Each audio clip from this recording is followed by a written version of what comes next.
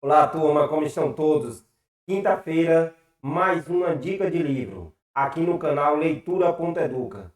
Hoje nós trazemos uma das grandes obras da literatura universal, quiçá a maior, do autor Homero, certo? Nós temos aqui a Ilíada e a Odisseia, de Homero, um dos grandes da literatura mundial.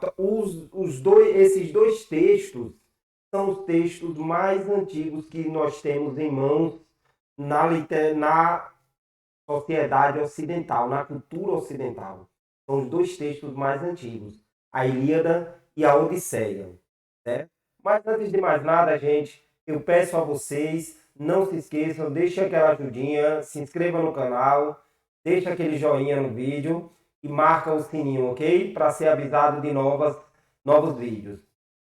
Bom, até hoje há uma certa, como é que se diz, análise sobre o fato de Homero existiu ou não existiu. Ou foi mais uma lenda, mais uma mitologia dentre tantas que nós encontramos nesse período e que vão estar presentes nessas duas obras aqui, a Odisseia e a Ilíada.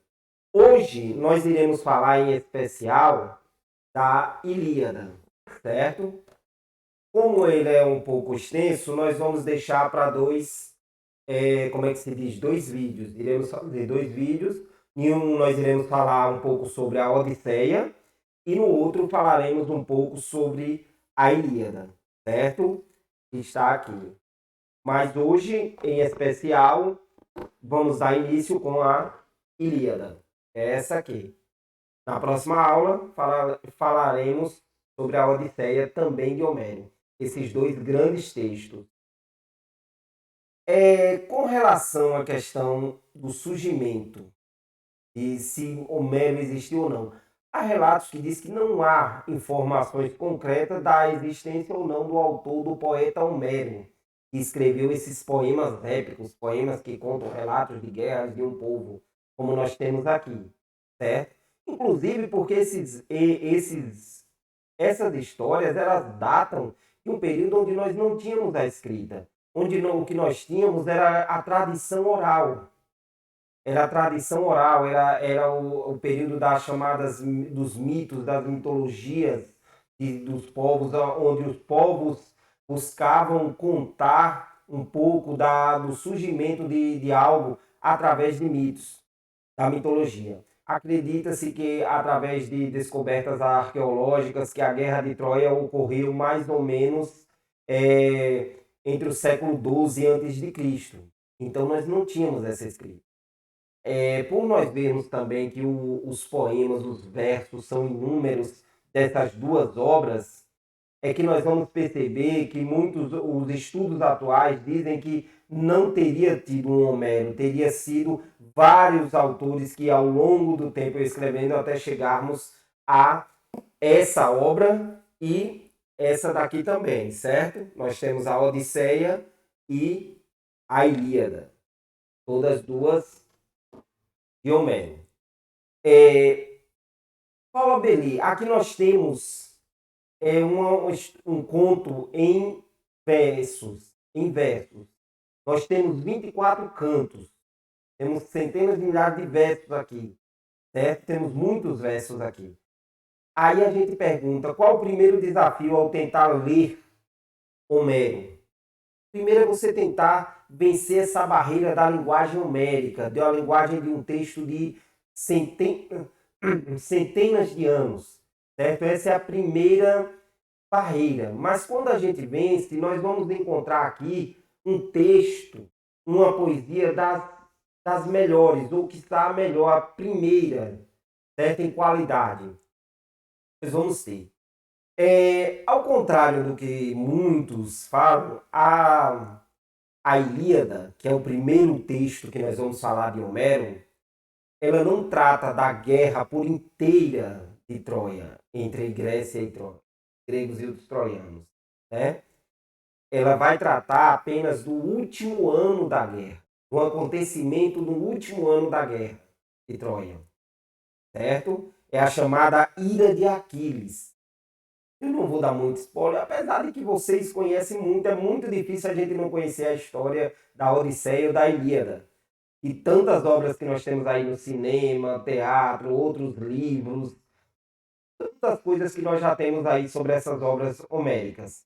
Então é muito difícil a gente dizer assim, não tem, tem, não tem, não tem spoiler, mas é o que eu digo. Ela, ou seja, ela vai narrar esse final. Como acontece essa guerra de Troia? Né? Nós já sabemos, eu sei que a maioria de vocês já sabem também. Nós vamos ter Paris, não é isso? O troiano que captura a mulher de Menelau. Menelau, ele vai para a casa de Menelau e sai de lá raptando a sua esposa. O que causou essa guerra de 10 anos.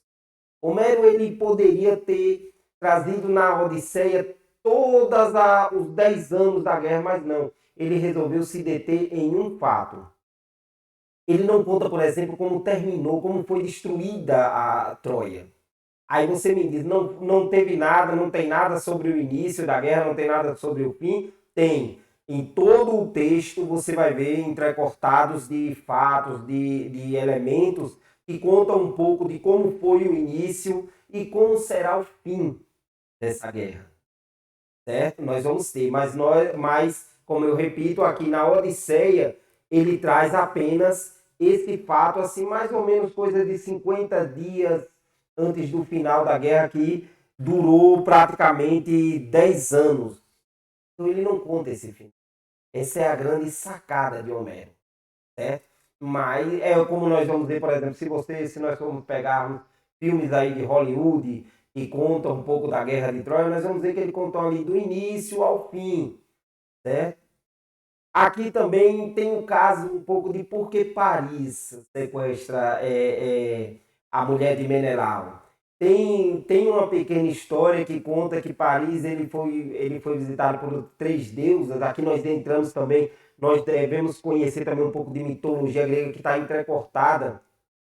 Nós vamos ver nessa obra aqui, sempre entrecortadas de contos, porque aqui nós vamos ter batalha, não só a batalha entre os homens, nós vamos ter batalha aqui entre os deuses do Olimpo, certo?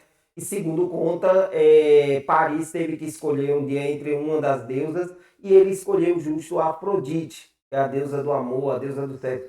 E ele estaria condenado a viver sobre esse desejo, certo?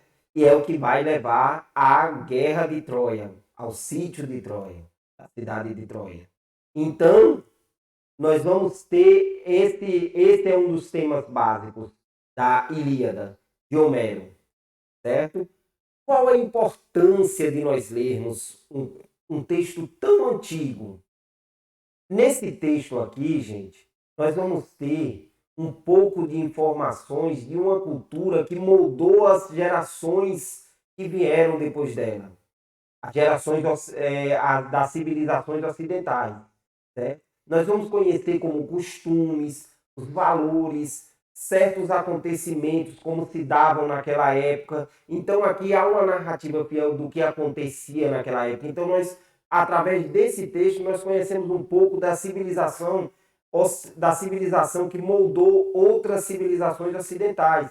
Por exemplo, nós vamos ter Grécia e nós vamos ter muito de Grécia, né, do greco-romano na política, no direito, na literatura, na filosofia. Então essa é a importância de nós conhecermos um pouco sobre essa obra. Essas obras de Homero, a Ilíada e a Odisseia, você vai encontrar em várias traduções. Aqui eu tenho uma tradução que é da editora Nova Fronteira. Não estou ganhando para fazer propaganda, queria ganhar, eu quero que a Nova Fronteira me envie aqui, ó, dá uma ajudinha ao professor, certo? Para nós podermos difundir o conhecimento. Então, aqui nós teremos a tradução de, só um momento, para não me perder, a tradução de Carlos Alberto Nunes, certo? Temos outros tradutores, Haroldo de Campos e outras obras que eu não vou comentar porque eu não tenho. A que eu tenho aqui em mãos é essa que vocês estão vendo aqui. Mas veja só, gente. Eu sempre digo que a leitura, o livro, ele é um tesouro. O bom livro, ele é um tesouro. E como todo tesouro, ele tem que vir numa arca do tesouro bem adornada, bonita, certo?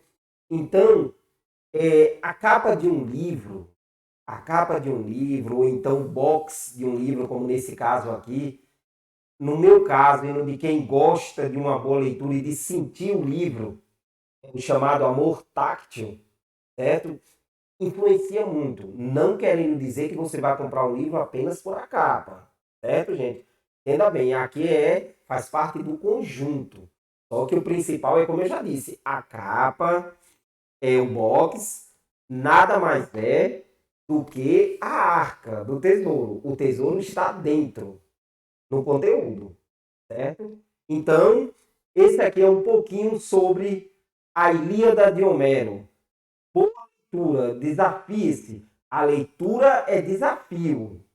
Se quiser ficar na mesmice, continue sentado no seu sofá. A leitura é para desafiar-nos, certo, gente? Para nos desafiar, ok? Na próxima continuamos com mais dicas de livro. Aguardem!